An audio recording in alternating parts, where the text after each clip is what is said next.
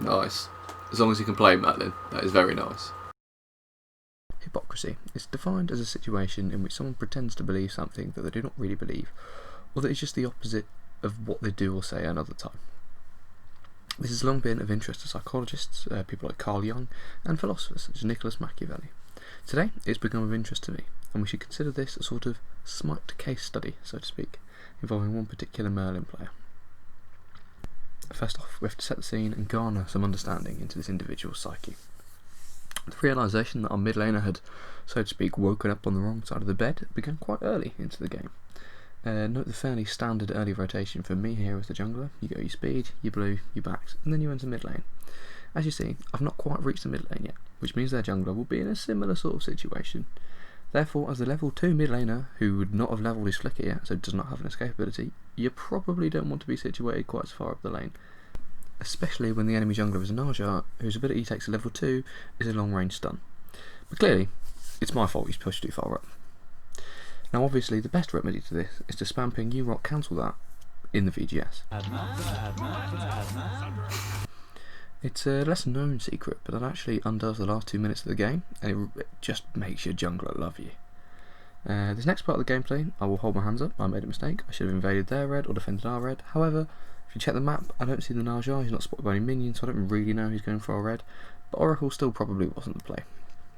Our fledgling understanding of this individual went further when our unfortunate mid laner was Naja ulted. Of course, this was my fault for not being level 5, because we all know that the inherent counter to Naja ultimate is Anvil of Dawn. I mean, we're both in the sky, so clearly it's time for some anime style flying battle. Ultimately, after finding our support had picked up meditation, the prudent course of action is of course to just go AFK and auto walk into the wall. Oh, here he goes. Look at him, he's picking up speed now because the angle of the wall change. Having considered that our Merlin has the same mental stability as a Narmvet, it is now time to examine the hypocrisy of man. Carl Jung believes that the root cause of hypocrisy is a misunderstanding of one's dark side of their nature. Hypocrisy therefore stems from a lack of self-knowledge, and this exhibits itself when individuals feel the most sensitive.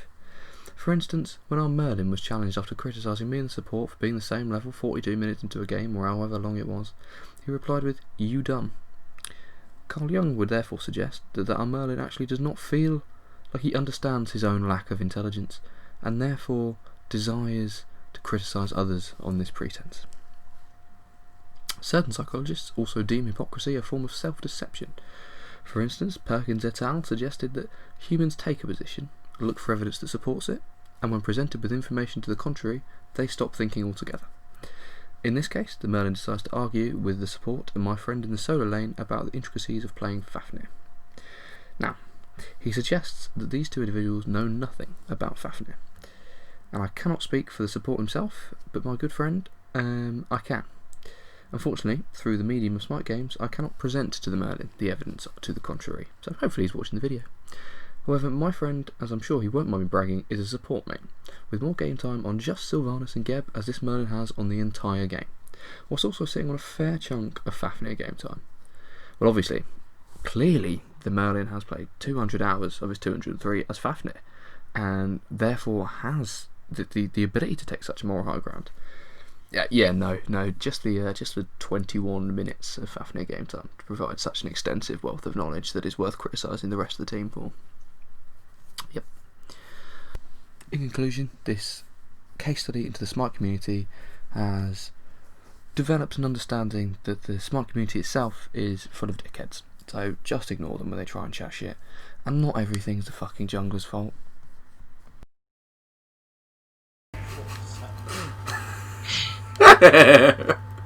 I guess I deserve that. Let's just please save me. Please save me. For Throw it. Get fucked!